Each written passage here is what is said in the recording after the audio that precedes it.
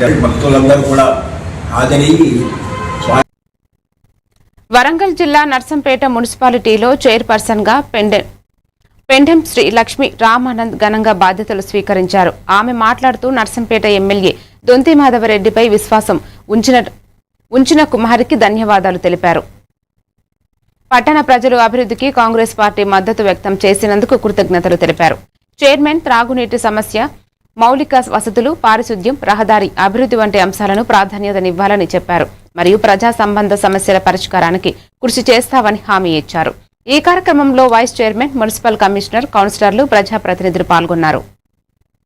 వీళ్ళందరి సహకారంతో ఈరోజు చైర్మన్గా పదవి బాధ్యతలు స్వీకరించడం జరిగింది. వైస్ చైర్మన్ గారికి అందరికీ కూడా నమస్తే తెలుపుకుంటున్నా.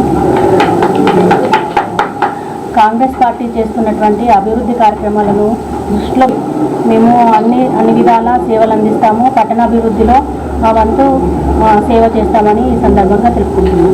ఇందులో ఎగరవేయడం జరిగింది. వాళ్ళందరినీ కూడా దృష్టిలో పెట్టుకొని నర్సంపేట పట్టణాభివృద్ధికి పురపాలక సంఘం నుండి మేము అన్ని విధాల సేవలు అందిస్తాము. పట్టణాభివృద్ధిలో మా వంతు సేవ చేస్తామని ఈ సందర్భంగా తెలుపుకుంటాం. మెయిన్గా పారిశుద్ధ్యం నీట్గా ఉండేటట్టు, అంటే పరిశుభ్రంగా ఉంటేనే ప్రజలు కూడా ఆరోగ్యంగా ఉంటేనే పట్టణాభివృద్ధికి కీలక పాత్ర వల్ల ఆరోగ్యం ఉండాలి. కాబట్టి పారిశుద్ధ్యం మీద ప్రత్యేక శ్రద్ధ చూపిస్తామని తెలుపుకుంటాం. మీడియా మిత్రులకు నమస్కారం.